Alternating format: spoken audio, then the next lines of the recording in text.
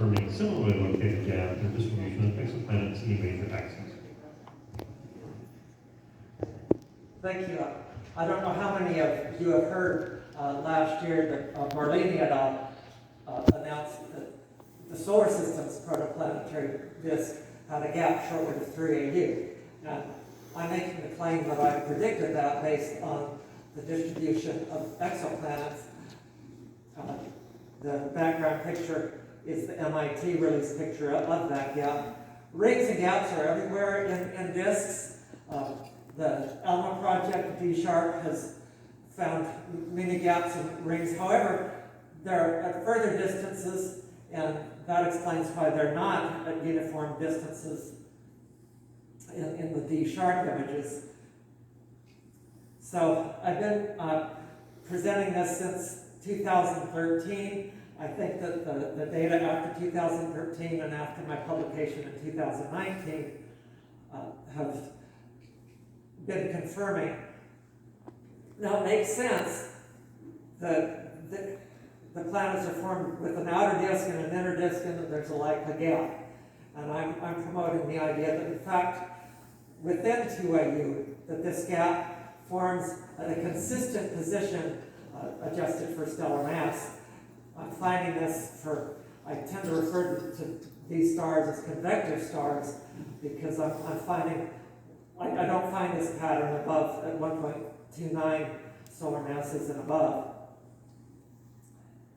So, let's see, I should mention I'm using, that I originally found this pattern using the population of sunlight stars by Dawson and McMurray et al. In 2013, who published a paper on finding the eccentricity-metallicity correlation.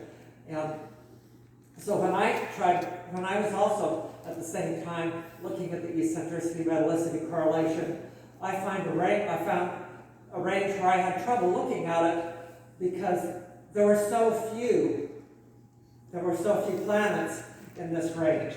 There were a few back then, so I'm making one major change to their population. I'm excluding planets and stars with stellar companions.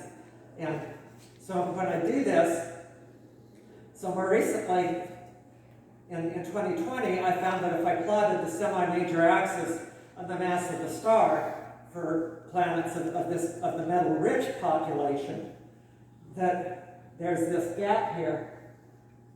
I guess the cursor doesn't show there. Can you see the gap that at one stellar mass goes from 1.5 to 1.9 stellar masses? But it's got this dependence on the stellar mass. So this was found, I found this in 2013 when looking. So here on the right, if for iron-rich stars, kind of like blood is red when it's iron-rich, blue when it's iron-poor, the eccentricity versus orbital period shows a correlation at the shortest periods that Rebecca Dawson and I found 2012, 2013. I find it also reappears at the longest periods. However, there's an intermediate range where the eccentricities on the left, the mean eccentricities of iron-poor planets, that corresponding to the peak in density, there's a peak in eccentricity, and that's why the eccentricity-metallicity correlation disappears. However, on the iron-rich, on the right side, I actually had to adjust those bins that they didn't fall into a gap. And you can kind of see the gap on the plot on the right. So what I found in 2019, I plotted per period, there's a double peak in the gap. This is the population. Okay, this is mostly the same population used by Dawson McMurray et al. And I admit, I'm trying to say that I didn't search the parameter space. I came across this by accident, and I'll just refer to my paper as that this is statistically unlikely. So there's several metallicity, centricity correlation patterns. Okay, this is where I found it in 2013 with this plot. This is the width of the gap. The bar is the width of the gap. And so not only does the gap appear in exoplanets.org, it appears in the NASA Exoplanets archive. And this is, so if I adjust the axis, we get a vertical curve, and this, you can see the gap on the left. The one object in there probably doesn't belong. It's a HAP transit project. Well, it's kind of fuzzy when you have unvetted data. And so I'll just jump to my conclusions. Oh, I will point out that the planets of binary stars have higher eccentricity at longer periods, so a lot of interesting eccentricity results. Okay? Okay, well, thank you.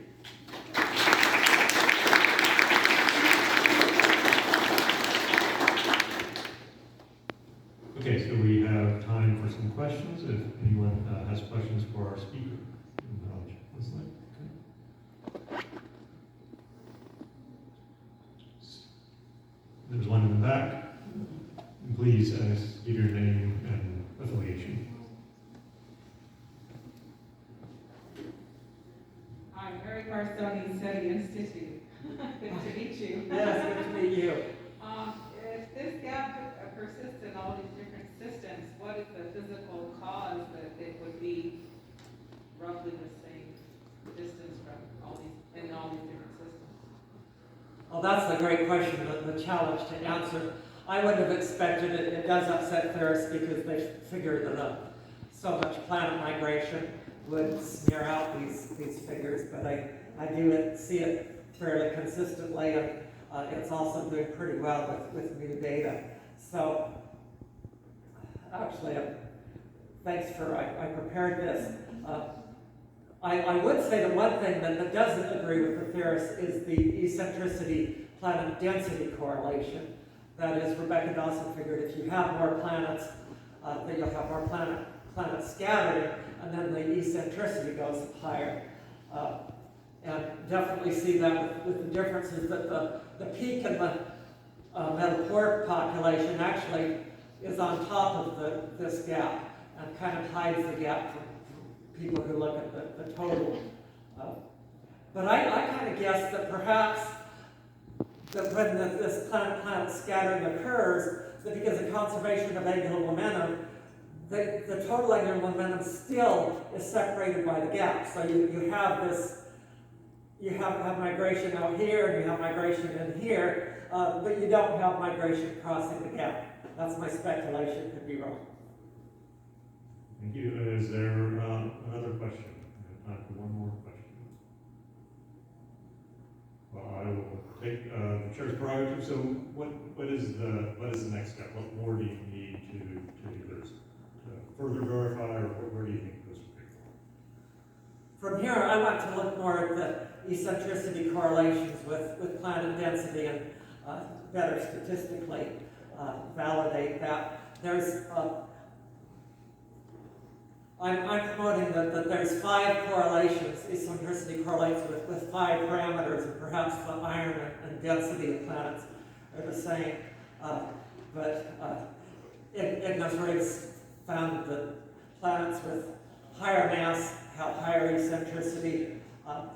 Limbach and Turner, they showed kind of the obvious that planets of higher multiple planet systems lower eccentricity. And also want to further work on the planets of binary stars. Close in, they're the same, but planets of binary stars kind of have continued high eccentricity, whereas the single stars, it drops. There's a lot of parameter space that needs to explore, including this slide of how the broad peak changes with stellar mass. Okay, well, thank you. Let's thank our speaker again.